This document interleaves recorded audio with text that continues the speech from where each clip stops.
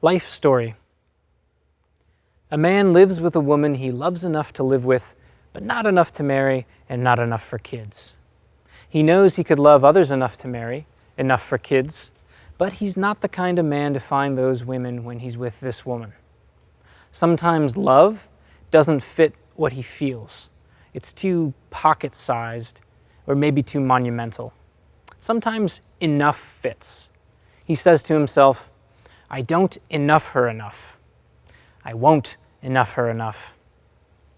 The woman loves the man enough to live with, enough to marry, enough for kids, but loves him too much to make him into what he won't be. She knows she could find others who love her enough to marry, enough for kids. So what? Sometimes love is too blunt. Timing is more textured. He doesn't timing me yet. He won't timing me.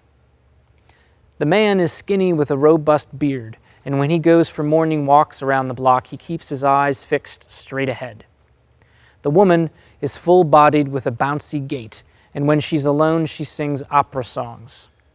The two of them aren't traditional in the way their parents are, but they're Midwestern enough to want marriage and kids. They can't help it. That's what's in the lives that they imagine.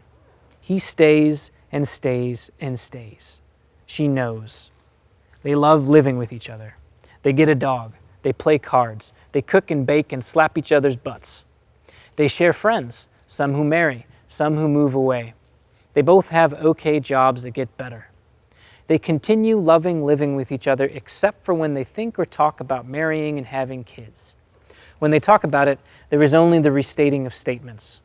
They enter their 30s, a banquet hall with no tables or chairs or carpeting. Years stack up before the both of them. It isn't easy to look away. The woman thinks, maybe I won't timing him. And when she sings her best songs, she feels like biting her wrists or hugging their dog or resolving to accept that love won't be the word for it when someday soon they'll turn out to have been together forever. The man thinks, maybe she doesn't enough me enough, and that's because I don't enough her enough, and that's because I don't know why. We don't know why. And somewhere in the middle of his morning walks, he closes his eyes, needing to see how many steps he can take until they both scare open on their own.